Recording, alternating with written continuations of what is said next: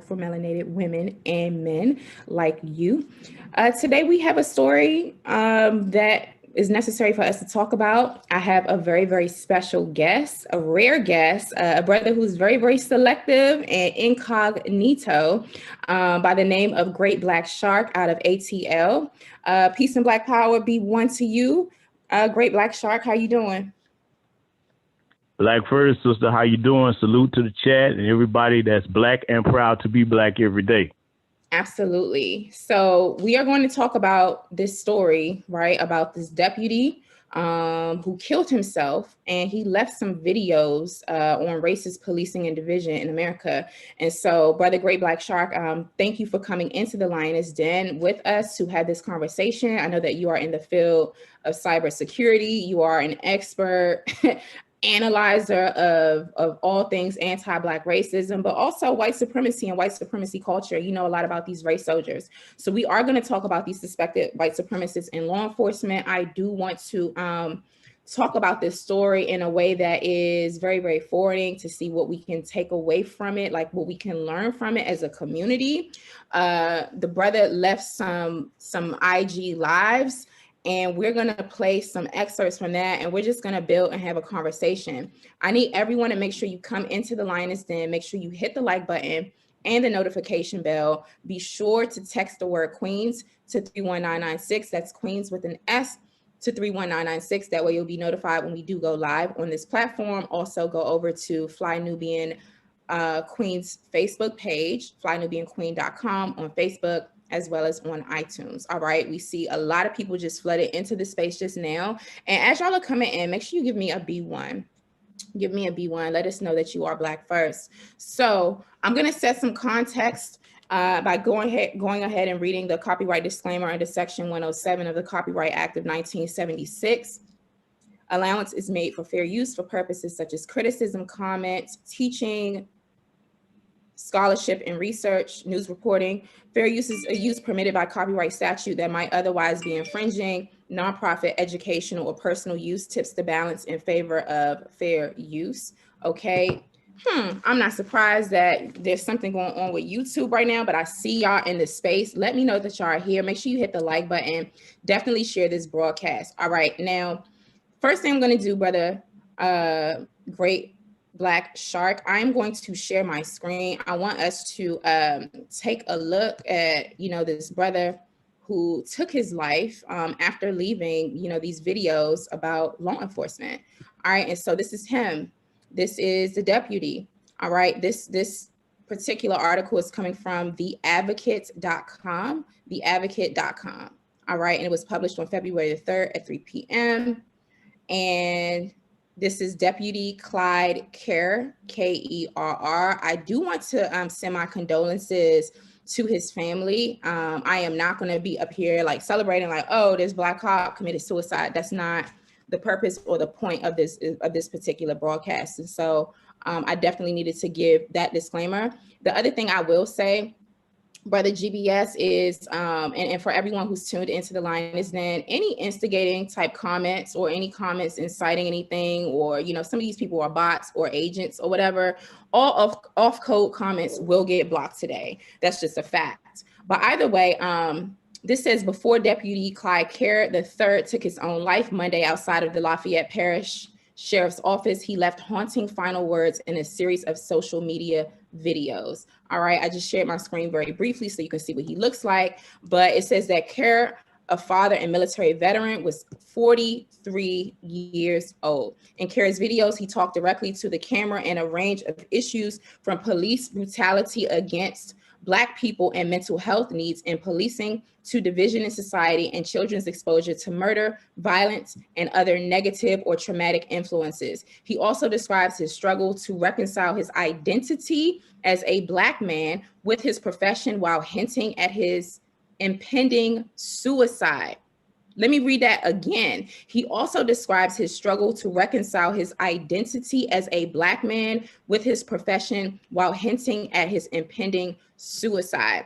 All right. It says, being a Black man in law enforcement can be difficult, said Lafayette City Marshal Reggie Thomas, the first Black person elected to a citywide position in Lafayette.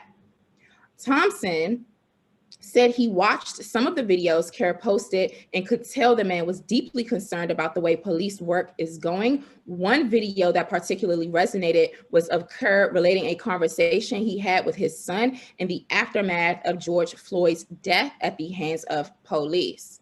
I'm gonna pause there. What are your initial thoughts in terms of what's being described here and the issue at play, Brother Great Black Shark?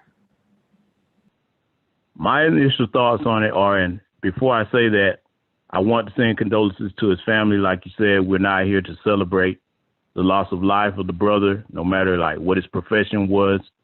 But I want to go ahead and start with the main thing where the article was talking about he was struggling with his identity as a black man in law enforcement. And the reason that he was having that struggle was a lot of our brothers and sisters in different professions, whether it's law enforcement, military, corporate America, every day on any regular job, okay? If we have a certain education level or we have a certain skill set level, a lot of us will tend to think that that garners us some type of respect from the dominant society, particularly white supremacists, but it never does. It makes us a threat. So he was in a position where over the course of years, I say a lot of this was built up from his time prior spent in the military and what he was seeing every day in law enforcement, trying to rationalize it. And it got to a point where he realized that there was no rationalizing what he was seeing. He was dealing with white supremacists. So I feel bad for the brother in the sense that whoever his closest family was not able to pick up on that and get him back to a better space in his head. Because one thing I want to send this out to everybody that's within earshot of my voice. If this is you and you're a black person in law enforcement or military, do not take your life because of what these devils do to our people. You would be better served to come out of that profession and get into something to work against that and use your knowledge that you gained from that to help your people. Because he leaves behind children and later in the article, you'll probably see what it was talking about. He went through a divorce, but those are my initial thoughts on it, sister. Thank you. And I think you raised some really, really good points. Shout out, be one to everyone in the chat. I see y'all in there now. Make sure you hit the like button and share this broadcast. We're having a dialogue about this black deputy out of Lafayette who took his own life, but left a series of videos. And so I wanted to bring on our brother, Great Black Shark, GBS, to come on and give his perspective on what is happening here. Now, I read the first couple paragraphs from this particular article, The Advocate. I promise to put that link in the chat so you all can go ahead and look at it. But what I'm going to do right now is I am going to play some clips from the brother speaking from his last, this is really sad actually, his IG lives, all right? And again, this man committed suicide, all right? This is a black officer and a military veteran, Clyde Kerr, Deputy Clyde Kerr was only 43 years old. And shout out to Willie D Live because he posted these clips. My brother. It is January. Sorry, I played it prematurely, but he's talking right now. Hold on. And by my clock, 9:17 in the morning. I wanted to say that Willie D Live is the one who actually posted these clips. And then our brother who's in the lioness den with us right now, Great Black Shark, sent it to me last night. I was like, thank you for sending. However, it is too late for me to look at this. So let's talk about it tomorrow. So, I did go over it. I'm going to play some of it. Be one to everyone in the chat. The chat is actually activated now. I want everyone to show our brother, Great Black Shark, some love. And we're going to also send some love and our condolences out to Deputy Clyde Kerr, the third's family. And so I am going to share this broadcast. Make sure y'all know that you're tuned into the Lioness Den, Fly Nubian Queen, TV.com, weekdays at 12 p.m. Eastern time. All right. So here we go.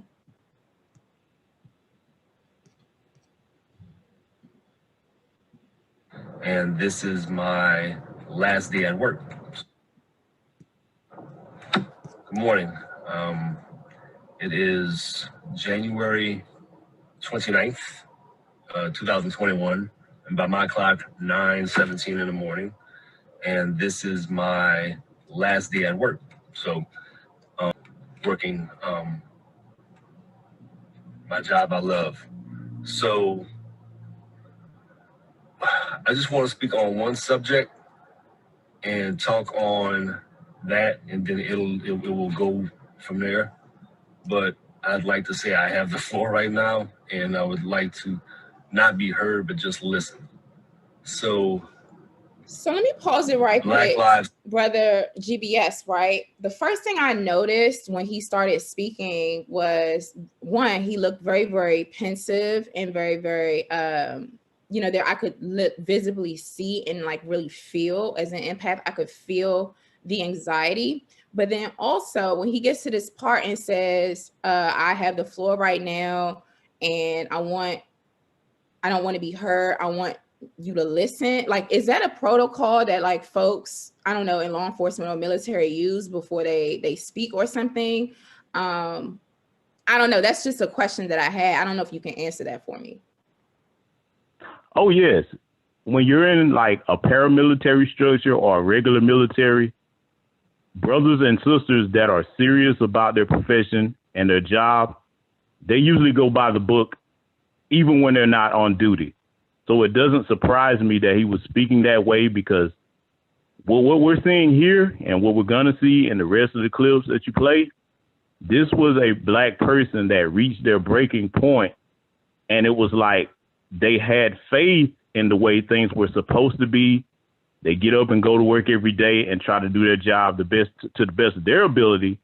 But this was a point where like all the things that he rationalized in his head, it was like, it was too much. It was like we were watching all of that hit him in that moment and over the last course of the couple of days before the brother ended his life. So, yeah, that's definitely a military and law enforcement protocol. You hear a lot of people speak like that, even away from the job. So, definitely. Thank you for clearing that up. All right, I'm going to go ahead and press play again. Blue lives matter, green lives matter, brown, this, that. It's the completely wrong thinking. Because even when you say lives matter, you're specifically saying a particular group of lives, like black lives, just black lives. You know, the wording in our mind frame and our perception and our scope and the lens that we're seeing it through is that's the wrong thing. Drop all your other phrases, whatever mottos and catchphrases. This is it. Only life matters. Only life matters. Not only lives, but only life. Because I'm leading a life. You're leading a life. We're going through life together. We're not going through lives together. We're going through life. It's weird because it's singular and it refers to like I value my life as you should yours. It's not I value my lives because I'm only leading one. So you might have different aspects of it in different parts, but I mean, I'm only leading one thing going in one direction. So I don't understand why there has to be constant division. If we start seeing that only life matters, where might that get us? Brother Great Black Shark, before I make any comments on this particular statement from the late Deputy Clyde Kerr III, I would defer to you and give you the floor. Okay, I'm going to say this, and I want the chat and everybody that happens to catch this on the playback to consider one thing. When you are in a situation on any occupation or in life, and you're dealing with the dominant society, as a black person, you must always remember that you cannot take your race out of the equation as far as how things are going to affect you, because we have a lot of us that live in a state of cognitive dissonance, and we tell ourselves that, okay, it's just the stress of the job, or I know this or that white person, and they wouldn't do or think such things, but we have to keep in mind that when we're not with these people, when they go to their homes, we don't know what they're talking about at the dinner tables. So what he was starting to see with the current racial climate in this country, he probably heard all types of jokes being made. I mean, to actually bring up a video that's probably been circulating around now, down here in Georgia, a video leak where 2 police officers were talking and they thought their cameras were off. This is how these people really feel about us when we're not around. So it sounds like leading up to the event where he took his life, he discovered a lot of things that just hit him in a way that there was just no way to go around it. That's what it seems like to me. Absolutely. I got that as well. And the other thing too is to his point, and everyone in the line is, and if you don't know who we're talking to our brother, our B1 brother, Great Black Shark out of ATL. And he is really in here to kind of keep us centered and grounded, and then to also offer, you know, a perspective that is really, really necessary. Y'all already know I'm trying to use my time in the Lioness Den and with you all. It is a privilege to be here, but also the point is not self-glorification. The point is to be forwarding and constructive for our community. And so I brought our brother in. I'm really grateful that we have GBS, Great Black Shark, with us. Y'all can find him on YouTube at Great Black Shark.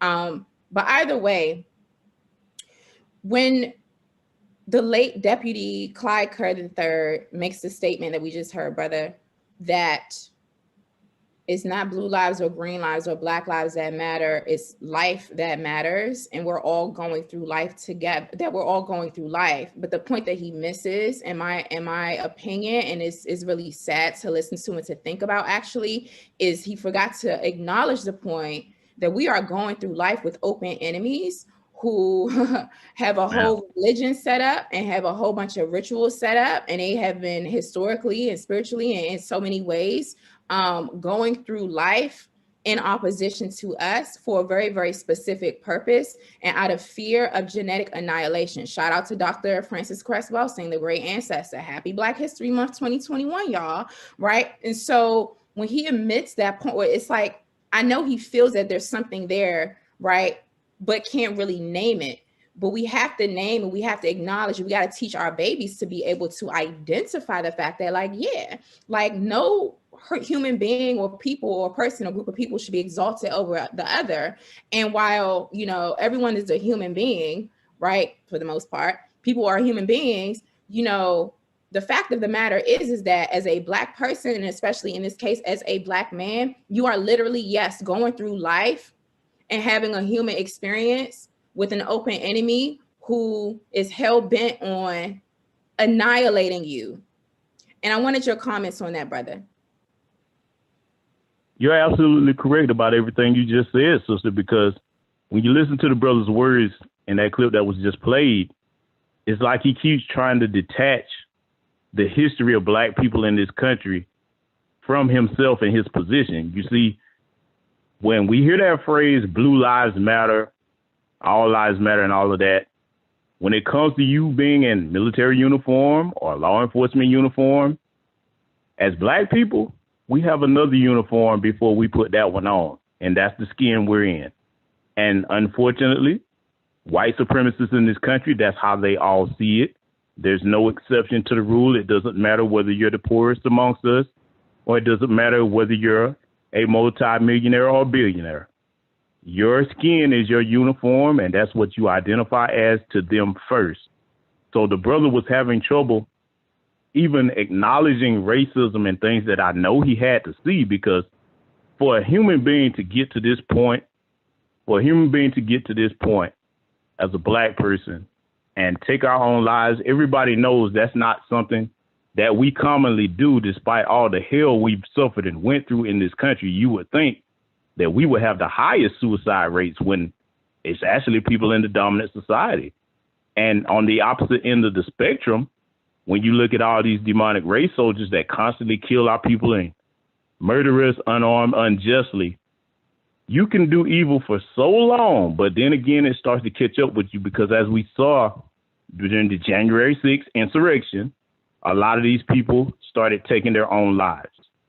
I mean, so sooner or later, that's going to catch up with anyone. But in this brother's case right here, it was just a particular moment that he had within himself where he saw that, look, there's just no way I can deny what I'm seeing, but yet still unable to label it and call it what it is. And I will say one more thing before I pass the mic, sister. I wish that he would have thought of his children before he did this. I mean, that should have been one thing to tether him back to not making that decision, because as a father, you have to be there for your children. As a parent, you have to be there for your children. So again, I say the best thing that I wish he would have been able to do, or somebody would have been able to ground him back to himself, quit the job, join something that works against that, and use the information that you have about your crooked race soldier cops there, and so that it will out them and try to get justice that way.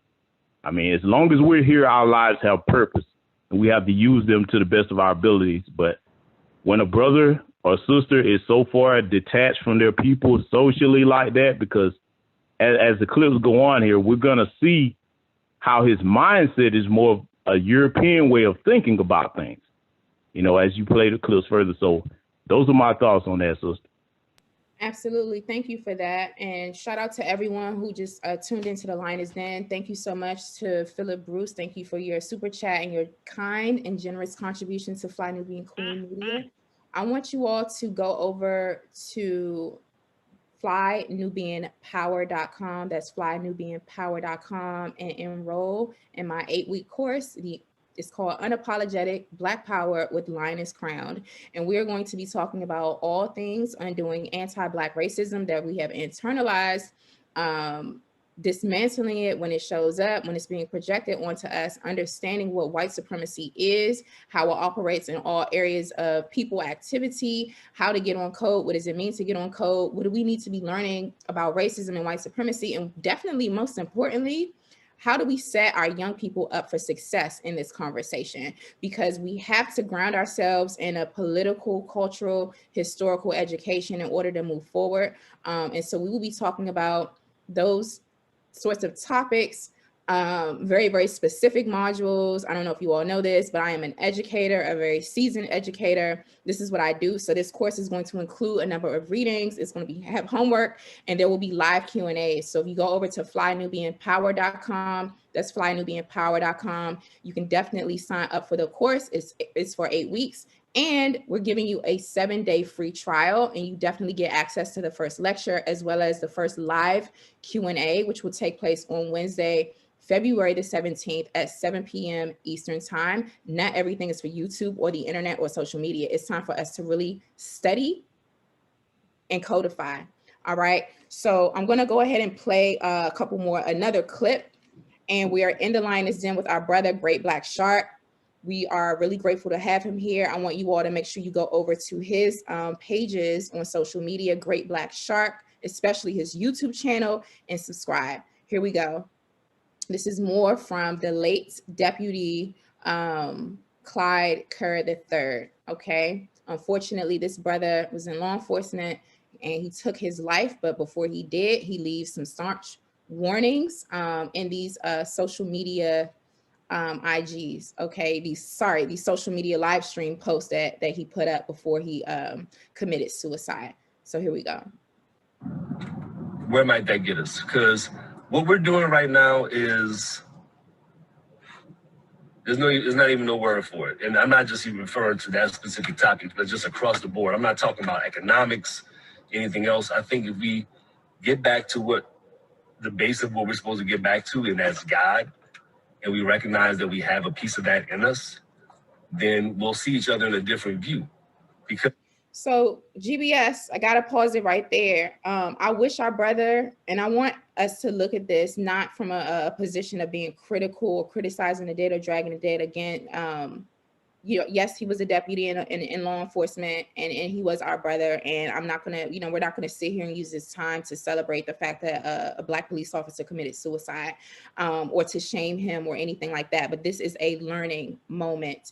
And what comes up for me right now, brother, is that I wish he would have understood that white supremacy is a religion. This brother is talking about God and, you know, God made all people, you know, something to that effect, right? The purpose of everything is God, without realizing that, like, the God that we serve and the God that our open enemies serve is not the same thing. And I wanted you to comment on that, brother. Absolutely correct, sister. I mean, the brother was pretty much in a state of mind where it seems as if, again, he was trying to rationalize certain things. And when he started to look back at everything he witnessed, he wasn't able to. And this is something that I point out, and I know that if there's any black law enforcement out there that's listening to me, black military personnel, wherever you are in this society in America, when it comes in particular to these race soldiers killing us and all the tragedies and all the countless endless names over the years that we've seen them do that to, you have to think about this. Sure, that's your partner on the force. Y'all work together and go through the same type of training as cadets to make it to that point. But here's something you always have to step to the side and realize. When these people go home, they make jokes about that, the white supremacist ones. They make jokes and laugh at the pain, suffering, and death of our people. So you have to bear in mind that you are behind enemy lines. You don't really know what's going through these people's heads. As we know, the FBI has said for years, white supremacists have infiltrated every branch of law enforcement, military. So you have to keep in mind that some of these people could be right next to you. And particularly, all you have to do is pay attention to how they view things as far as politics when they're talking. Some of them are careful not to let it slip out on the job. But when you spend that much time in that profession with people, you're going to learn what these people really think. I mean, there's no way around it. You're going to learn who they are in the training academies before you even make the official force. So, you know, it's one of those things where it's like you could tell with everything that he was going through, he wasn't connected to his people and his community in a way that, you know, would have allowed him to have someone to talk to, because that's very important as Black people, that we have people that can relate to what we're going through, and we need to talk to each other about it. Because I'm going to say this, if you are out there in this brother's situation, because right now, somebody listening to us is in that situation with everything that they're enduring. Absolutely. I want to say this to you. If you're not close to your family, what you have to do is look back at our history, and then you look forward to the future, and hopefully what will motivate you not to do what this brother did and take your own life, because those demons are not worth our precious souls. Look at the future of Black children and tell yourself, no matter what it is that you do on this planet, you're here to make things better for them. We owe them a better future. We owe it to them to keep on fighting, to do what's necessary to empower ourselves and make sure that one day when they look back and you ask them what's white supremacy, they'll be like, what's that? I only know about Black empowerment. So those are my thoughts, sister. Facts. Thank you. That's a perfect segue. I'm going to play probably like 30 more seconds from this. This is part one, y'all, of the late Deputy Clyde Kerr III's social media monologues. But we're going to quickly go into part two because there's a lot there for us to unpack. But spot on, brother, Great Black Shark. You can do that. And there is a guy. There's no, prove me wrong. You can't. You cannot. I don't believe this is not happenstance. I don't feel what I feel. I couldn't do what I'm going to do for it to be happenstance. There's no way that this is a mistake. You're not a mistake. God doesn't make mistakes. He doesn't. Everything has a direction, has a purpose. I figured out what I was supposed to do. So if you're going by Black Lives Matter, Blue Lives Matter, I guess being that I'm both, does my life doubly matter? So I'm like above someone? No, we're putting ourselves in subgroups and categories, and there's no difference between us. There's no difference between us. I don't know what happens over the course of us when we grow and mature, but you see these kids that I'm looking at now, and I'm looking at it through a scope and a view that my normal work day, this was my last time seeing him. I'm not going to see him again. Last wave, they don't know that. Nobody else knows that. Now, the other thing that I want to say is, let me stop sharing my screen right quick, is that the deputy who's speaking here, may he rest in peace, the late Deputy Clyde Kerr III, and I'm going to keep saying his name though, because he is a victim of white supremacy, just as I am a victim of white supremacy, just like our brother Great Black Shark is a victim of white supremacy, right? I wanted to pause it there because he took a tremendous amount of pride in working with young people, you know, through his job. So I get the impression that, you know, he was a police officer around a school environment that had at least a 500, you know, students in there. And he loved what he did. And he was saying here that this is his last day. He didn't give anybody no notice. He didn't put any notice, and this is the notice right here. And I wanted to know, I mean, we can speculate all day long in terms of why people do what they do. But one thing that we also have to acknowledge, because y'all know we talk about mental health on this program, and The Lion is Den, right here, weekdays, Fly Nubian Queen, TV.com, right, 12 p.m. Eastern time. We talk about mental health and the effects of mental health on our people. And then I'm always letting us know, reminding us that, you know, trauma is real. Post-traumatic slave trauma is real, right? Post-traumatic slave syndrome, epigenetics, all of these different things. And it is so empowering when we have a knowledge base and a language to really articulate that and start to see things in a way that once we are able to identify the problem, we ask the right number of questions and we come up with solutions and we solve the problems.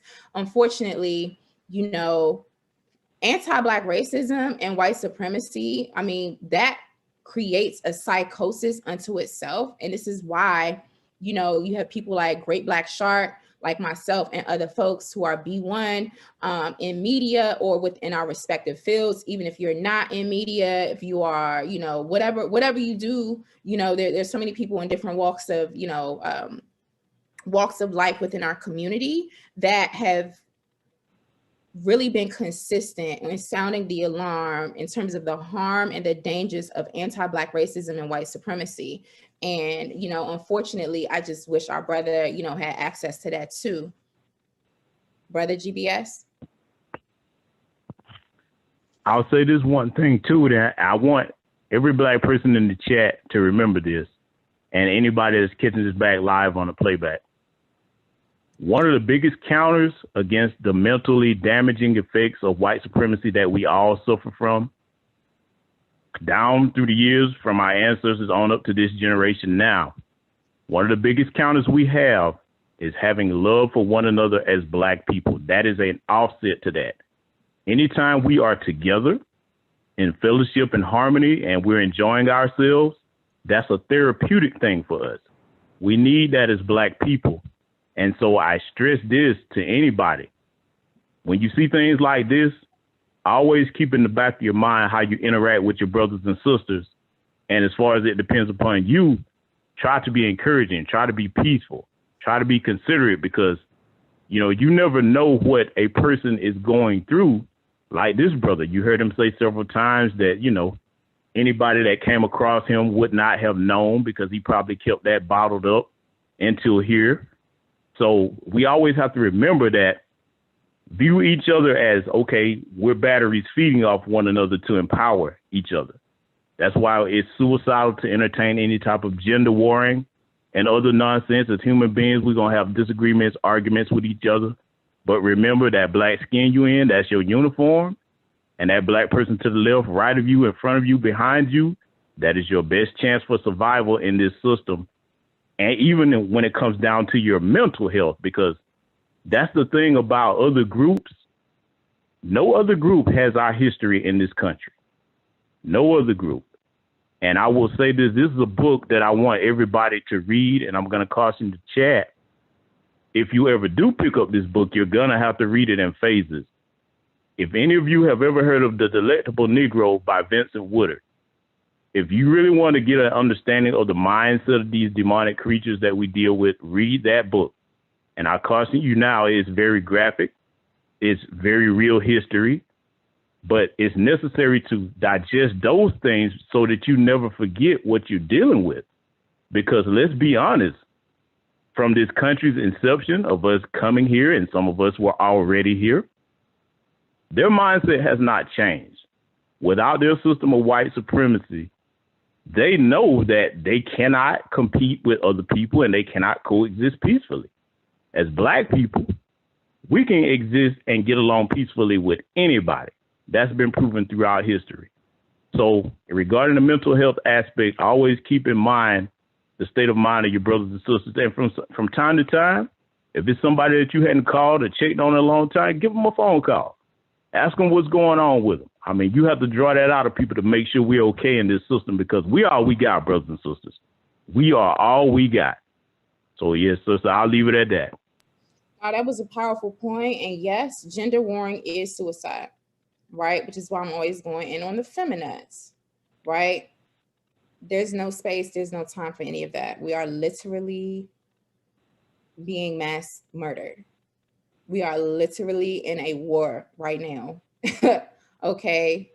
And yes to Black unity. Yes to getting on code. Now I'm going to pull up part 2 and play a couple minutes of that. And then it gets really interesting. Couldn't sit through all of it earlier. I ain't even going to lie, but we're going to do what we can. And as I cue this up, hold on. I want to thank everyone who's tuned into the Lioness Den. I invite you to hit the like button, hit the share button. I want to remind you, go over to sign up for my course. Go to flynubianpower.com. That's flynubianpower.com. Be sure to also text the word Queens to 31996. That's Queens with an S to 31996. And visit our shop at shopfnq.com. That's shopfnq.com. We have flynubianmoney.com and flynubianbusiness.com. And interestingly, in all transparency, because I don't know how to be anything but authentic. When I'm just promoting flynubianmoney.com and flynubianbusiness.com, Brother Black Shark, and I just said shopfnq.com, I immediately thought back to the late Deputy Clyde Kerr III's comment that he made a few moments ago that I played, when he was like, this is not about economics, right? It's about life. And he was, having a more spiritual perspective on it. But I also wish that a part of his thinking and logic and mindset would have been around Black empowerment. And when we say Black empowerment, that also encompasses Black economic empowerment. And I wanted to know what you thought about his comment when he says, this isn't about economics. I personally disagree. And I think that it's dangerous for us not to see part of the warfare and the struggle that we're in under white supremacy, as with economics being one of the areas of people activity that we are dominated under and subjugated under by our open enemies. You're definitely right, sister, because let's go over a quick bit of history right quick. When you go back to the days of Black Wall Street, Jim Crow, Black people, Black society, we had a functioning economy. Money stayed in our community over 600 times before it left out. We had no choice but to do business with each other. The economy is the lifeblood and protection of any society, because without economics, you're not going to be able to protect yourself. See, never mind who doesn't like you, to hell with that. I only care about you not having the ability to harm me. So when we fast forward to when certain laws were passed, Civil Rights Act, and they started allowing us to interact with them in white society, here's the diabolical thing about that. And, our elders and ancestors did the best they could with what they had at the time. When you are the first to do something and there's no blueprint, I have to respect anybody for going forward and trying to move the ball forward for our people. But one of the things they didn't look at, white supremacists were thinking this way, and I'm going to speak as they speak. These N-words, everybody know what the N-word is. These N-words, I'll tell you what, we'll let them come over here because their money spends just as good as anything else. That'll bolster us. And eventually they want white acceptance so bad that they're going to leave their businesses behind. Therefore, when we lost our economies, we see today that we own less land than we did, own less houses. not as many farmers. We lost a lot of things that would have allowed us to protect ourselves from this system a little bit better. So I definitely agree with you, Heat, saying it's not about economics. See, that's where it goes to that European mindset. If you're someone in the dominant society, you can say it's not about economics in a sense because you're at the top of the food chain. For us being at the socioeconomic bottom, it is always very important for every Black person to do whatever you can to economically empower yourself. And when you see your other brothers and sisters doing that, we have to get out of this mindset, cast aside this whole white man's ice is colder mindset for those that practice it, because no matter what your business is, if you see another brother or sister doing business and they're doing quality work, customer service is up to par, you rock with your people, because that's how every other group is empowered in this country to protect themselves from the things that we go through. See, they look at all of this. They see it, Asians, Hispanics, Arabs, every other group that comes over here, Jewish people, they look at what we go through and they say, oh no, we cannot let ourselves get to their position, because without economic power, we have no protection. We don't have the ability to influence politics. We don't have the ability to educate our own children, police our own communities. So, it's like when he was speaking, you can tell that he was disconnected from any type of grassroots Black movement and just taking an educated guess, not to disparage the brother, but I would take it that if he ever heard anybody speaking like that, he would probably just dismiss it or not really get too involved in it, take the PC route. But there's just been so many things that we've seen in the last 5 years alone that there's no way you can turn your head from that. Because when the George Floyd murder happened, that should have been a wake-up call for every Black law enforcement officer. And I will speak regarding our brother George Floyd. For Black men in general, that was a good check for you, because for me, I'm going to tell you what I felt when I saw that. When I saw that, I asked myself, okay, had this been my father, had this been my brother, my uncle, any Black person I know, what would I have done in that moment to save their lives? Because I'll be damned if I'm going to stand there and let you murder one of my people like that. So I will leave it there, sister, on that. But economics is definitely something that we have to focus on. That it's not even a question. Anytime anybody in the dominant society tries to get us focused off of economics, that's so that they can maintain their control over our people. Thank you. Absolutely, brother. Hence, President Joe Crime Bill Biden and them executive orders. But I'm going to just leave that right there. Shout out to everyone who's in the Lioness Den. I see y'all. We're at 586 folks who are tapped in and tuned in. If you're just rocking with us, we are on with our brother, Great Black Shark. I want y'all to go over to his YouTube. Make sure you subscribe to him on YouTube as well as Twitter. Our brother does tremendous work. He's out of Atlanta, Hotlanta, ATL. I don't know if y'all even say Hotlanta or if that's like, like a joke or something. The brother is from Atlanta, Georgia, and he also does. You still hear people say it from time to time. Okay, cool. People say it from time to time. So, but yeah, our brother does cybersecurity, and he is an expert in, practicing counter warfare against white supremacy. All right. So we are talking about the late deputy, Clyde Kerr III, who took his own life, and he left a series, a couple social media posts, live videos that we're talking about. And this is really tragic. And one thing that I get from studying Mr. Neely Fuller Jr., brother Great Black Shark, is how many things that I have naturally done and that I naturally tend to do that are actually really off code, right? So, that's why I'm trying to, I'm constantly framing this as like, yo, this deputy, he was in law enforcement and he was still a victim of white supremacy. And then according to the compensatory logic and the code, you know, it is off code to really, you know, attack, slander, you know, our people. Now, I can't say that I don't do that ever, right? But it is off code to see this brother in this situation, anything other than a victim of white supremacy. And I wanted to know just if you had any thoughts on that before I play the next clip. Yes, Ashley, you're right, because none of us are perfect. I mean, we've all got our flaws from our day-to-day lives. We're dealing with different things, and things stress us out, and we get into it with our brothers and sisters. But I will quote something that my good friend, Brother George Macon, always says. One, I will say this. We always have to make sure that we keep keeping each other in check out of love and not hatred. And so when brothers or sisters mention something to us, don't take it with defense. Actually think about what they're telling you and see, okay, is that off code?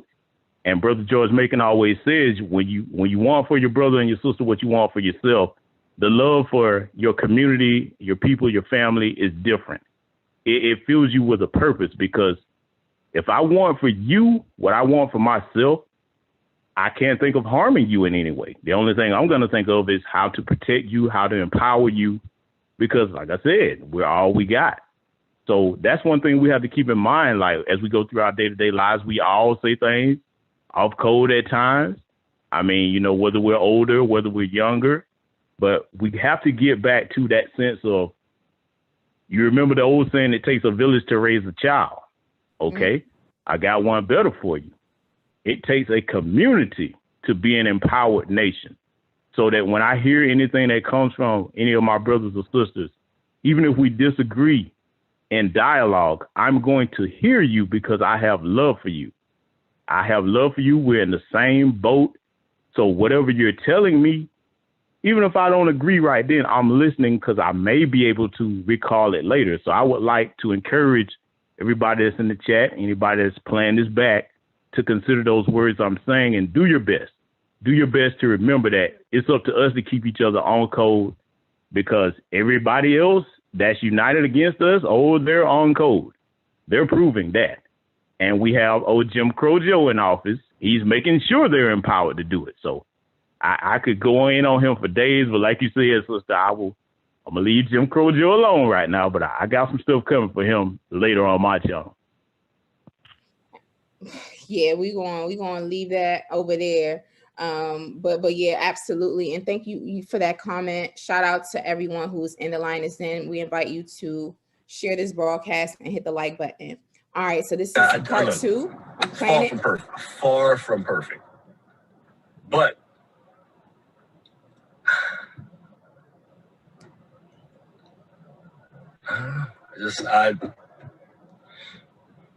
it can't be said that this was a mistake. This has been the progression for me to get to arrive at this point. Like, I just realized this, or was tasked with this, almost a week ago. It'll be Saturday, it'll be a week ago. I think about, like, and I'm not Jesus. I think about how from the beginning, from the get-go, he knew what he had to do, and he knew when it was going to happen. The whole, like, and that was what, 33 some odd years? I'm 44. Like, bro, this last almost week, when I say I have, like, been crying, like, out of the blue, like, I've been wearing my sunglasses so much and just, like, playing a God, nobody rolls up on me, because there ain't no way I'm going to be able to explain this. Brother said he was crying for a whole week, and he was leading up into him doing this video. Remember, he did this on January the 29th. That was last week. The brother said that he had been crying for an entire week, and he was wearing sunglasses as, you know, consequently, so that no one would see him because he wouldn't know how to explain it. GPS? That lets you know for certain, out of his own mouth, that he did not feel that he had anyone that he could talk to or relate what he was going through. I mean, because, you know, when a person is talking that way, and with everything that he's describing about that, that lets you know that they are really off from anybody that they feel cares about them, and detach from our situation as Black people in this country. And see, this is a lesson, again, for everybody coming in. We're basically going over this to try to see what we can learn from these things, because that's the only way for us to advance towards our empowerment. We have to learn from every victory, every loss, and everything in between. So I'm saying that to say this is a lesson that should remind everyone not to be detached from your people. We are a protection for each other. Okay, so everything that he was going through with his emotions bottled up, you know, as men, especially, we do that a lot, but it's good for us to make sure that we have some outlet, even if it's only one or three people that you go and talk to that you know and say, listen, brother or sister, I need to talk to you about this. We cannot afford to do that, because going forward, it's only going to intensify as these people see that they're dying out faster than they're being born. The white supremacists, when I say these people, dying out faster than they're being born in every state. So they're going to get desperate. And that means there's going to be a lot more things coming that's going to affect our people. So this is a time to pull together. And anybody that's not for that, I would caution them with this. If you are not for drawing close to your people, you're going to find yourself in a situation where you need your people, and you're not going to be at your strongest when you find yourself in situations like Clyde Kerr, that brother Clyde Kerr made so arrest. And that's a terrible place to be in, because you feel isolated. You feel like you don't have any power, and you feel like, you know, that you should just give up. So I'm going to speak to Black men right now on this. Brothers in this chat, let me tell you something, man. As Black men, we have the weight of the world on our shoulders. Our people do, period. But as Black men, we are specifically targeted. What you have to do is find whatever motivates that inner warrior in you. And when I say inner warrior, I'm talking about the one that, no matter what anybody says external to you, that keeps your fire lit every day. I mean, for me, that was instilled in me by my great-grandparents and my parents over the years, and I continue to add on to it with the history that I learned. And also, another thing, dedicating your time to helping Black youth around you. When you gain the respect of your community, it should do something to you when you see Black youth come to you and they tell you how much of an influence you've had on their lives, or they look up to you. That should light a fire in you to hold on to that. So no matter how bad things get, you never think about taking your own life. Definitely not for these people here in this system of white supremacy, because we're going to beat this, brothers and sisters. Let me say that with defined confidence. We will beat this. It's going to come to an end. And it's going to be Black men that are going to be at the forefront of it, united with our Black sisters. We can do anything when we're on code. That's why these people spend millions of dollars on military hardware and going out of their way to oppress and target us. And before I pass the mic, if anybody doubts that, just look at going back to January 6th again, that insurrection that was mostly white supremacists. You got them running around questioning Black people. We didn't have nothing to do with that. So that goes to show you that this system's focus is always on us when the threat is right beneath their noses. So I would like for everybody in the chat to remember that. Absolutely. Thank you for that. If you all are just tapping in and tuning in, we're with our brother, Great Black Shark. I want you all to make sure you go over to Twitter, YouTube, and IG and follow our brother, Great Black Shark. He is definitely B1 and he's dropping jewels. And we have to start to look at these sorts of situations, and we need to start to look at ourselves and our community in a different way. If we're talking about surviving and thriving, right? And overcoming and replacing the system of anti-Black racism, white supremacy with the system of justice. All right, shout out to everyone who's tuned into the Lioness Den. It's 763 of y'all. I see you all. B1. Be sure to hit the like button and share this broadcast. Now I'm gonna play more from the late Deputy Clyde Kerr the third. Here we go. Won't happen. Like, they'll be like, what is wrong with you? Like I'm having a damn breakdown. And I have. But I am lucid. I know this is going to be fine-tooth combed and picked through and like everything. I get that, as it should be. Nobody up in here, anywhere, who's been dealing with me as of late for this last week can say I have not been in my right faculties, in my right mind, nothing like that. This is the most, look at it. This is the most conscious decision I have ever made. This, trust, because I promise you, this was nothing that I wanted to, I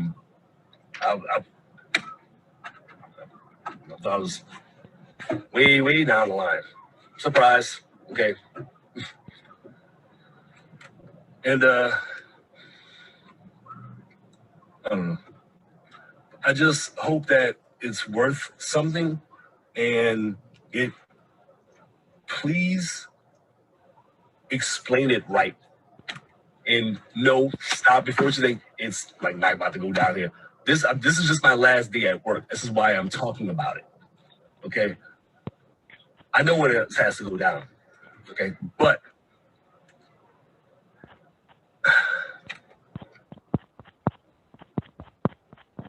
to know that, like, okay, clock out, go up, last day, everybody's eating lunch and whatnot. Like, okay, it's my last Friday.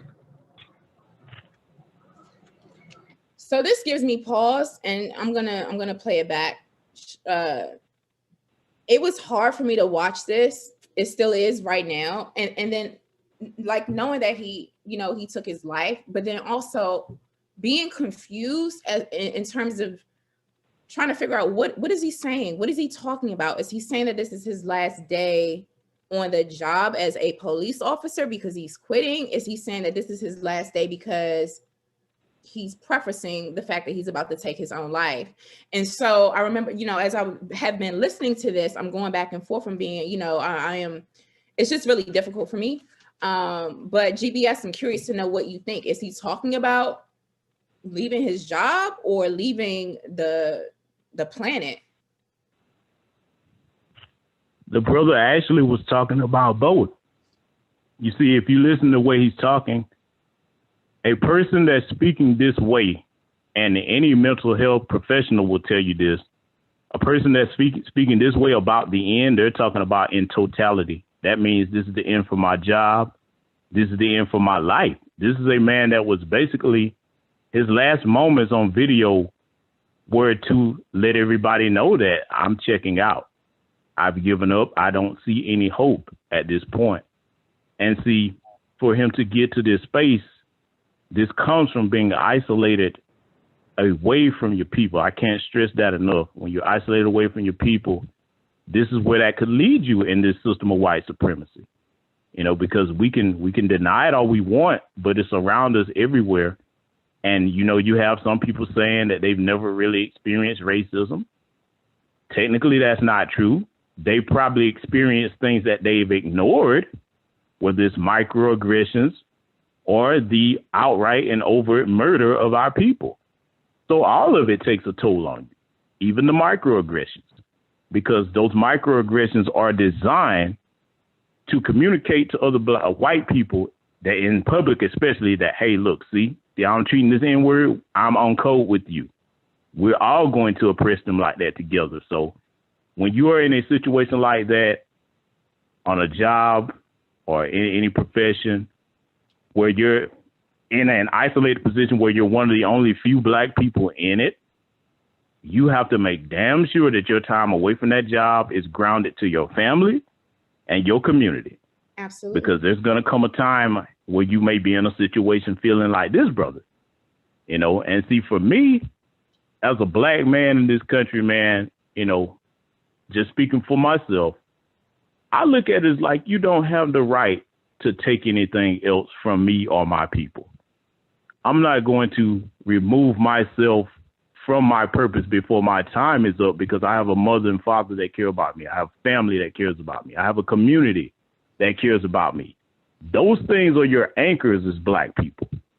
So I hope that if anybody is in this brother's position, if they're listening to this, if you know somebody that's probably thinking of this, please do share this broadcast with them and do your best to be that person's anchor or reel them back in. I mean, there's times where, like, we cannot help everybody, especially if we don't know what they're going through and they're keeping it bottled up. But you have to think of your brothers and sisters in a possessive sense. You have to think of that black person, whether you know them personally or not, whether you know their kids or not. These are my people. And say it with a pride and a determination that I'm not going to let nothing happen to you. I'm there for you, brother. I'm there for you, sister, if you need me. So when we get to that mindset as a collective and bring that back, because that's how it was at one point out of necessity for our people during Jim Crow, especially coming right out of slavery, we knew that we had to have that mindset. So this is where individualism hurts black society at, because we start thinking that, okay, we're integrated in with these people. I go to work every day. If you get to making good money, you get the things that you enjoy in life. But that overlying issue of racism and white supremacy is always there, and nothing material that you get is going to make that go away unless it works for your empowerment and to every day dismantle the system of white supremacy. So those are my thoughts on the system. Thank you. Absolutely. And with that, I'm going to go ahead and press play. And I say, no man knows the hour nor the time. I do. And it is kind of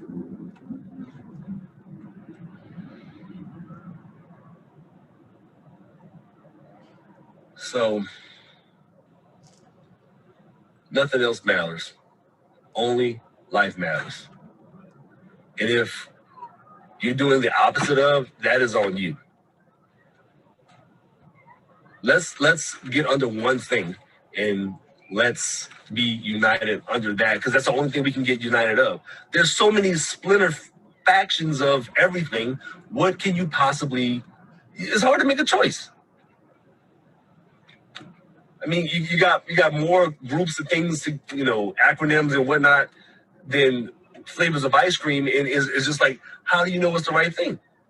It's really not that hard, to be honest with you. It really isn't. You can't govern morality to people. I mean, it's insane. We are concerned with the wrong, absolute wrong things. Like, I looked on my phone, checking my bank account. I'm like, what am I doing that for? I'm like, oh, they make the direct deposit. I'm like, wow, wait a minute. Pointless. And then it dawned on me, you start doing things differently. It's like when people say, if you know it was your last 24, what would you do? I'm here talking to y'all in the hopes that this matters to y'all. That it's not lightly taken, because it's not light to me. All right, I'm gonna pause it right there, brother, and unshare my screen for a second, because I definitely need a minute. This is really hard to watch. I wanted to get any of your thoughts. I'm seeing a bunch of comments, in the comment section. Shout out to everyone who's tuned into the Lioness Den right now. We're here weekdays, 12 p.m. Eastern time in the Lioness Den, 12 p.m. Eastern time, flynubianqueentv.com. The other thing is, I want y'all to go over to flynubianpower.com. Please sign up for my course, Unapologetic Black Power with Lioness Crown, because we're going to talk about these things in the proper and appropriate context. So many things happening, right? With the late Deputy Clyde Kerr III is saying, this is particularly triggering. And I do want to say that if this is triggering to you or anyone, definitely take a moment, go over to the Suicide Prevention Helpline. They have a website. You can call them. If you know anyone who is struggling with mental health, look up resources in your area. Definitely reach out to the department, mental health or different, programs. Also know that, oftentimes when we call 911 and law enforcement shows up for mental health type situations, it can have an adverse effect. But if you or anyone needs support, I really urge you to reach out to a Suicide Prevention Helpline ASAP. Turn this broadcast off and go over to the Suicide Prevention Helpline.com. Any other thoughts before I continue on with this? Because I also want to just be mindful of how much of this audio that I'm playing and how much of his face, Brother Great Black Shark, that I am showing, because again, we don't want to exploit the brother. And again, condolences to his family. And I also want to make sure that we are keeping the focus on this being a learning moment for Black empowerment for our community. Brother? I will say this. One of the things that helps to protect our people against this, you look at a couple of things that could insulate you from ever finding yourself in this situation where you feel like there's no hope. You look back at our history. To every Black person that's in this chat, no matter whether you're foundational Black American or not, your history empowers you because you look back at the adversity that our ancestors faced and you look back at the things that they overcame. When you look at the Biddy Masons, the David Ruggles, okay? When you look back at Dr. Martin Luther King, Malcolm X, you look back at all of our Black elder icons and the great things that they did and attributed. I mean, this is Black History Month. On my community tab, I have a post listing a number of different Black inventors. You gain inspiration from that. And you realize that as a Black person, that's what you come from. You come from greatness. You have a purpose here. And that purpose is worth more than any adversity or demonic white supremacists trying to make you take your own life. And I will say it again, you look forward to, you want to be the generation that teaches the younger children coming up, because they're the innocent amongst us and only we value and care about them. I know many of you by now have seen that video of the little 9-year-old. I think they were saying she was 9 or either 11, something like that. She was a Black child, nonetheless. She was 9, and of those race soldiers. Oh, sorry. I was just saying she's 9 years old, and I did a broadcast update on it yesterday in the Lioness Den, and I'll let folks know that her mother is looking to press charges or to sue the Rochester Department. Good. You have to hit them where it hurts financially best. That's the only thing these people understand. Is either money or bloodshed.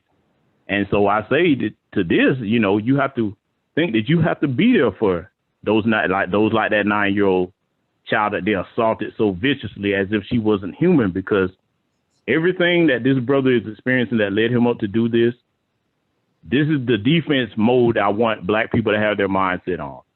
It's designed to drive you to this point.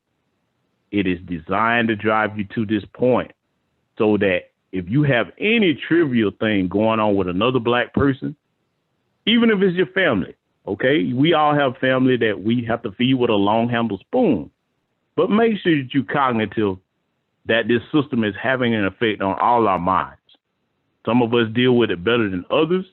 And if you happen to be a stronger person dealing with it better than others, you lend your strength to your brother or your sister. You know, get things going in your community where you do get together and have gatherings of fellowship to make you feel good. Because I'm going to tell you something. I've had situations where, you know, you have a community function or something designed to draw Black people together in good fellowship. You never know when someone is sitting in this officer's position here and they think back to all the other past things in their life, and it might be that one good memory, whether it's that function or dealing with people or whatever it is that brings them back and snaps them out of that. So always remember your worth and your value to other people, and remember the power that your words have, because, you know, sometimes we can say a lot of hurtful things to one another, but if a Black person has done you no wrong, they've cost you no blood or money, remember that's your brother or your sister. So your best chance for survival in this system of things is how much you value the next Black person. Because, see, that's going to be your cavalry one day in one way, shape, or form. It might be physically, it might be financially, it might be emotionally. I always think about the way you treat the next Black person, you're dealing with your cavalry. Because we don't have any friends. We don't have any friends at all. Dr. John Henry Clark was right when he said that. Absolutely. And now there have been numerous comments since the beginning that of this broadcast today, Brother Great Black Shark. And by the way, y'all need to go over to Great Black Shark on YouTube and subscribe to his channel and support his social media, Great Black Shark, Instagram, Twitter, YouTube. And I'm Lioness Crowned on all social media platforms, Lioness Crowned, YouTube, Instagram, Twitter, Clubhouse. Look, since we started this broadcast today, bruh, folks have been like, where's his wife? Was he married? And then I heard some people throwing around the idea like maybe he could have a white wife. Now there's multiple ways, a lot of comments or things that I guess I can say, or I can have a lot of opinions of that. But personally, if his wife was Asian or Latina or white or even a Black woman, this man still was a victim of white supremacy.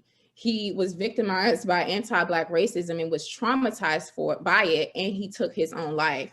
But I don't have any information or any verified facts at this moment, Brother Great Black Shark, if he did have a white wife or not. But do you want to address that? Like take a couple moments to address like, okay, like if he did, then, you know, then what? I'm just curious in terms of what your opinion of that is. Sure, most definitely. I can't confirm whether what his wife's race was either. I mean, I've got to do some more digging on that to try to see what else I can find on it. But I would tell our people this. We who are Black first, we definitely know the importance of that, and it has value to us. But if this brother did have a wife of another nationality, you know, or what have you, I mean, it still doesn't change the fact that he was our brother. The only way that I would feel somewhat callous about him is if he was actually one of these race soldiers out here doing us harm, because we have them in black skin too, unfortunately.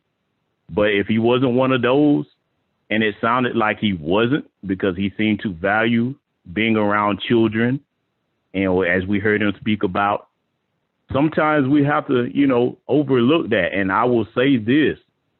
When it comes to people that do have spouses of another race, these are my personal feelings on it.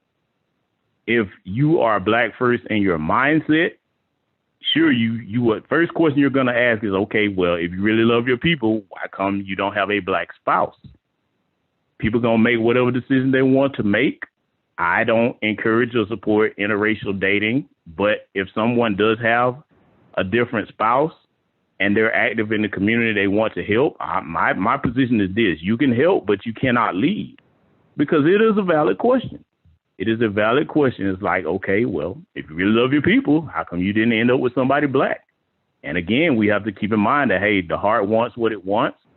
People are going to make certain decisions, but it would behoove everyone to keep in mind that when you make these decisions, race is a factor. I would love to know, you know, what the situation was with his wife, because all I know is he got a divorce from her recently, and I think he has 2 kids. But, you know, who knows if that played a part in, well, it definitely did play a part in the stress factor of him leading up to do this, because, you know, if he was the type of man, you know, no matter what race his wife was, if his family meant everything to him and his marriage failed, then that would be like a blow to him, in addition to everything that he was starting to realize about racism and white supremacy, even though he wasn't able to call it. So those are my thoughts on that. You know, I mean, it's unfortunate that happened. And I would, you know, caution everybody in the chat, like, even if his wife was of another race, this still was a Black person, and we need to learn from this incident, no matter what we feel about that. Let's try to get the overall picture that we can take from this and use to prevent this from happening to anybody else in our community, because right now somebody's going through that. Somebody's going through that, and you never know, it might be you in this chat that's capable of drawing them back from that breaking point, you know. So I would hope everybody would keep that in mind. Thank you so much, brother. I'm going to go back to this article right quick from The Advocate, and I put it in the live stream. And if you're watching this video with our brother, who is B1, Great Black Shark, and if you're watching this at a different time, know that this is pinned in the comment section. This particular paragraph reads, but in his videos, Kerr insisted repeatedly that his decision to kill himself was a conscious choice made in his right mind as a protest. And they put protest, brother, in quotes. He also said the need for, quote, dramatic and bold action was made clear to him a week before his death, and intimated it was part of a higher calling. He said he would, quote, pass this baton to the next guy, end quote, if he could, but this was his mission. This was his mission, his personal mission. He cited the deaths of Black people at the hands of police. Botham Jean shot in his own apartment in Dallas in 2018, George Floyd in Minneapolis, Breonna Taylor in Louisville, Kentucky, and Trayford Pearland, who was killed by Lafayette Police Department officers in August. And remember, the late deputy Clyde Kerr was working in that same Lafayette Police Department, Brother Great Black Shark. And I know that there were other officer-involved killings of Black people around the time that Trayford Pearland was killed down there too, and even before then. So imagine what it's like being a Black man on that damn police force down there in Lafayette. I wanted to throw that out there, but I'm gonna just read a couple more paragraphs, brother, before I turn it back over to you. Quote, if this feels right to you as a person, then something is wrong with you, end quote, he said. Quote, I understand that we have a tough job, but we signed up for this. We need help, because when you deal with the bottom rung of society, that does not give us an excuse to do just whatever we want. And that's what we're doing. And we're not being held accountable, end quote. Now I'm going to go on. I'm scrolling down. It says, in 2 of the videos taken on Friday, Kerr sat in his cruiser outside his assigned schools. Children could be heard in the playground in the background as Kerr mentioned sharing a last wave with the students, though they were unaware this would be their final interaction with him. Blue Roth's spokesperson for the Diocese of Lafayette said the St. Genevieve community is reeling from the loss, and school leaders are organizing counseling sessions for students and staff. He has been described as a bit of an influencer and well-loved in the community as well, just to let everyone who's tuned in know that.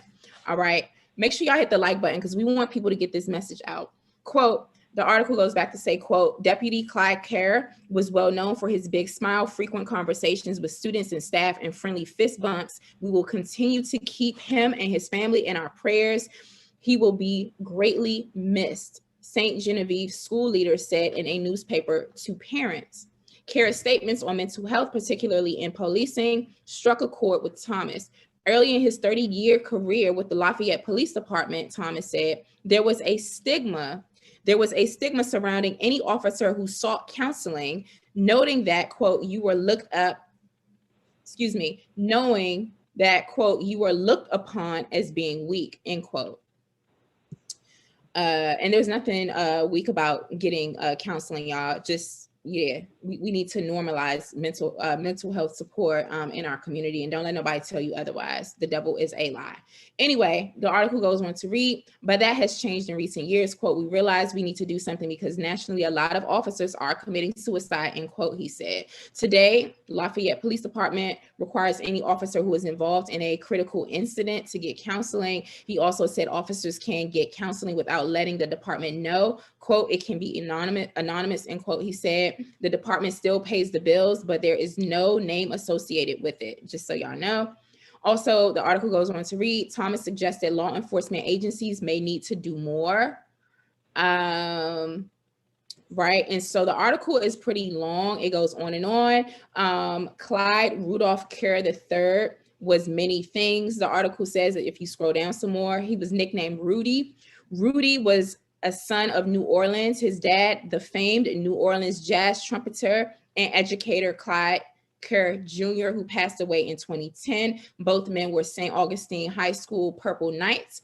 Kerr was a soldier who served in Afghanistan and Iraq, a lawman and a hero to the students at St. Genevieve School, where he was a school resource officer. Kerr joined the Lafayette Parish Sheriff's Office in June of 2015 and has served as a patrol deputy and SWAT team member before joining the school resource officer program, according to a statement from the agency. All right. So clearly he was well loved and made a great impact in the community. Now, there's another paragraph that reads, "My heart goes out to the Deputy Kerr, his immediate family, and to all of the brothers and sisters he has at the sheriff's office. We will do everything in our power to support our employees as we all grieve," Sheriff Mark Garber said in a statement. Now, we also know that white supremacy and white supremacists take both sides of the argument. Brother Great Black Shark, I don't know if you want to comment on this statement that has gone out from that police department down there. Oh, you're definitely right, because one thing that everybody should be aware of, if they're not already, warfare is about deception. And I guarantee you that some of the people in that police department that he served with, they knew what was going on with this brother. They knew. And the reason why I'm going to say that is this. Some of the things that he experienced and we're talking about in this video, even though he didn't name any of his fellow officers' names, that's what I really wish he would have done. Name some names in that police department. Put them out there. You know, if you get in touch with grassroots black activists in your community, get them names to those activists and the people in the community. Because, see, the reason why I'm saying they had to know, and they're coming out acting like they're so concerned and they're so sorrowful. He witnessed people that he probably thought were his friends and never would do or say certain things, say some things that made him open his eyes. I mean, because you can tell with the way that he's talking, the inflection of his voice, that this was hurt coming from him, almost as if it was a sense of betrayal, like he never thought that he would come to that realization that he did. And so to go to show you how it was such a heavy blow on him, even being around the children that day did not have an effect on him changing his mind. So definitely they take both sides of an argument and they put this out in the press to try to make it seem like they're concerned or what have you. But the sick thing about this, and I have to say it, that's people celebrating his death in that police department.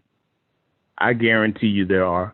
Absolutely. Because if anybody saw that video of those Georgia police officers that were speaking and making all those disparaging comments and saying certain things I can't repeat here, that's how the greater majority of those race soldiers feel.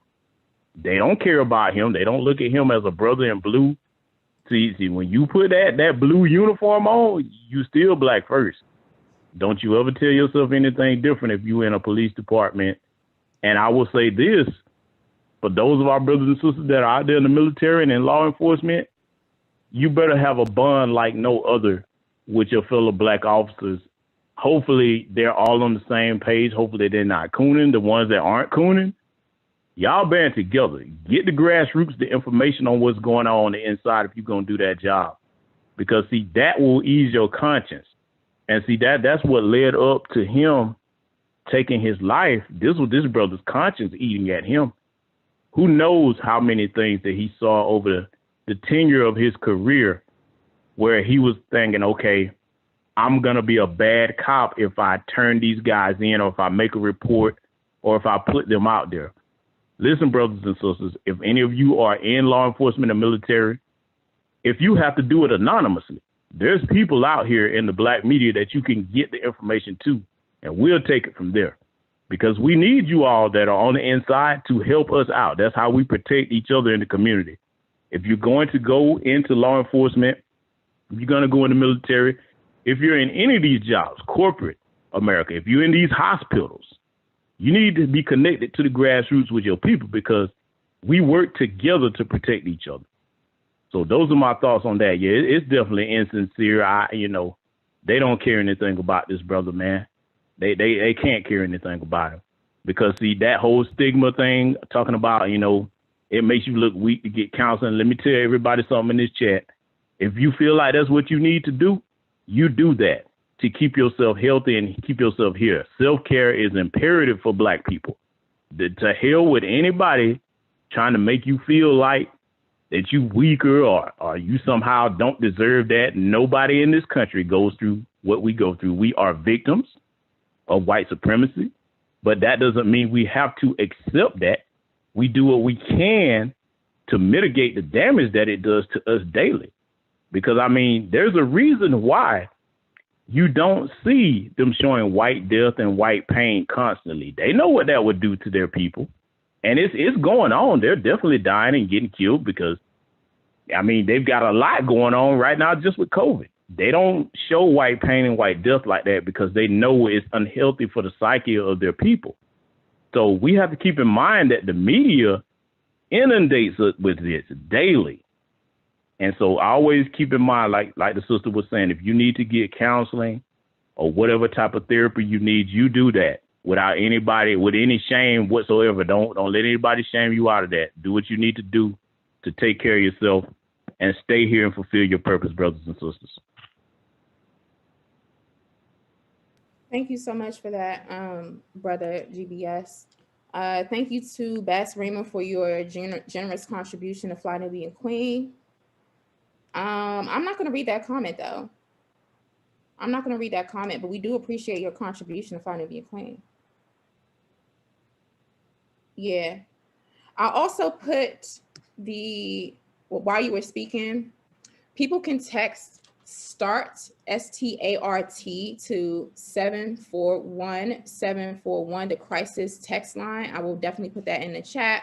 There's also the Veterans Crisis Line at 1-800-273-8255. There are other resources. Gay, lesbian, and transgender youth can call the Trevor Project at 866-488-7386 anytime. And then also, of course, I put this in the chat repeatedly. Call the National Suicide Prevention Lifeline at 800-273-TALK. 800-273-TALK. That's 800-273-8255. Is free, 24/7 confidential service that provides people on suicidal crisis or emotional distress, or those around them, with support, information, and local resources. All right, I'm definitely going to put that in the chat. And I've also told you all to go over to subscribe to our brother Great Black Sharks' YouTube channel. I'm going to give you the final word in just a moment, brother Great Black Shark. Hopefully that those of you who have tuned in have learned something, have gotten on code, perhaps in a new way that we didn't think of before. Again, I cannot in good conscience be like, oh, okay, that's a black cop, he committed suicide or whatever, F the police in a situation like this. We really need to get on code, and we really need to be on code. We need to be codified everywhere, okay, everywhere and on code. And that's the code is the actual leader. And so this brother was from his area, his neighborhood. He was working back at the same high school that he and his pops, his father, his late father went to. It's definitely a tragedy, and I see him as a victim of white supremacy. So that's my final word. The other thing is, I want to invite you all, please go over to flynubianpower.com. That's flynubianpower.com, and sign up for my course. It is an 8-week course, comes with a 7-day free trial. The first live Q&A after the first lecture, the first live Q&A is going to be on Wednesday, February 17th at 7 p.m. Eastern time. That comes along with your free trial. So you get the free lecture and the first, live Q&A. Go over there and check us out. We will be giving you homework. We will be reading. We will be getting deep in terms of what it means to be on code and how to constantly replace this system of white supremacy, anti-Black racism with the system of justice, how we can support our children in doing that, how we address macro aggressions. I don't call them micro. That's to minimize the impact of them. How to identify and name macro aggressions, and then how to address them and interrupt them in the moment. Okay. And how to release post-traumatic slave syndrome.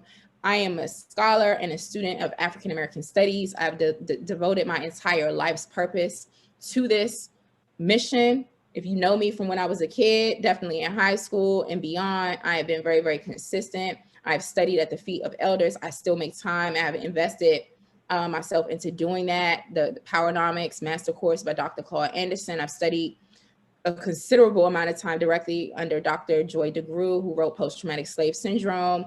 I am weekly in the practice of living out the compensatory code and studying, you know, the works of Mr. Neely Fuller and tuning into his live broadcast every week. And there's so many other things that I do, other hats that I do.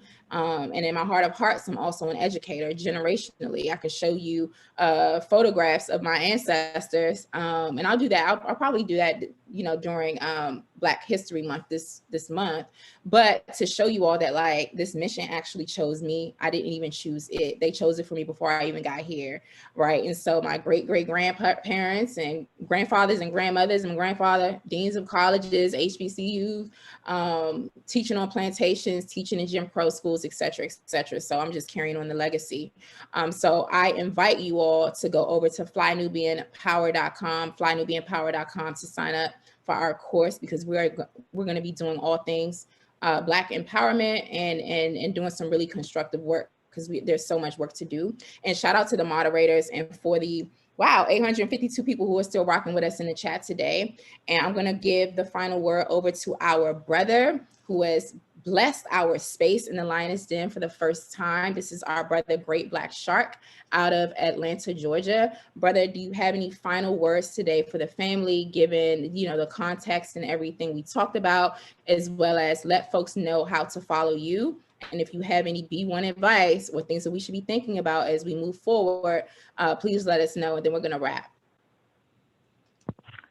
I would like to say to everybody that's listening in the chat, thank you all for tuning into this very important live stream. It's a very serious subject, and the purpose was for us to learn what we can to protect ourselves and our community from losing our brothers and sisters to this demonic system of white supremacy.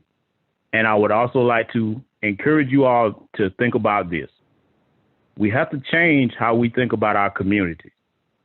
Every profession, every skill set that we have, when we interact with our individual neighbors, wherever we are, we need to always maximize those skill sets, whatever profession we're in, and see how we can use it to empower ourselves and our community. Everybody can't do everything, but everybody can do something. And with your permission, good Sister Jade, I would like to tell them about two organizations of two brothers that I know are 100% solid. A lot of people in the chat may have heard their names, but I would like to tell them about their organizations if I'm permitted to. Absolutely. I would like to tell you all, one, everybody probably has heard of my brother Urema Karama. He has his Unity Walk organization, www.theunitywalk.com. That's www.theunitywalk.com. And my other brother, George Macon, he's out of Philadelphia. He has a Black youth outreach program, which he's looking to take nationally, called urbannerdsworldwide.com. That's urbannerdsworldwide.com. If you all would check those out, I mean, those are for people that are looking, maybe you're looking to get involved with some type of community work. And if it's not right around where you are, those are two good organizations I would recommend to anybody that's looking to get a start and work with other like-minded Black people that care about Black people. Because family, let me explain something to you.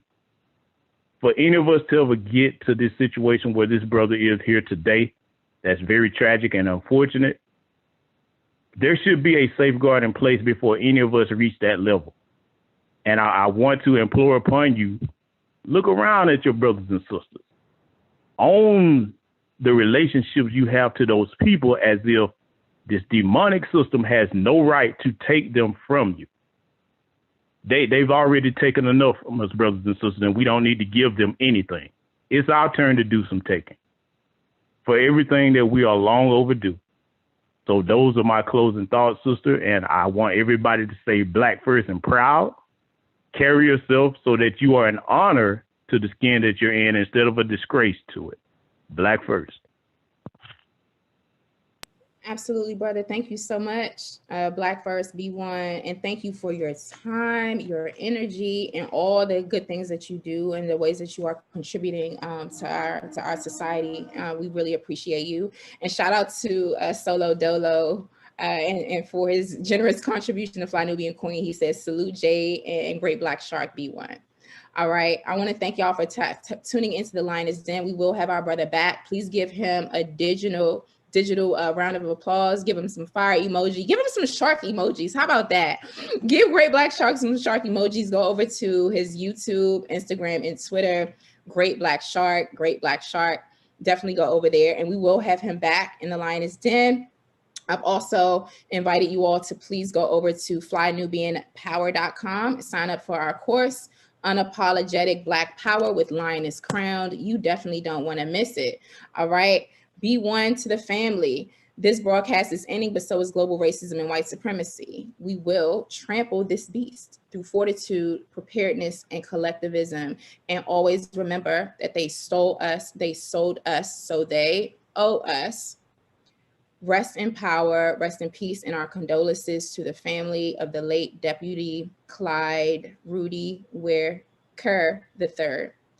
May he rest in peace. All right, until next time, family, peace and Black power. Thank you so much, brother. I'll see you again soon.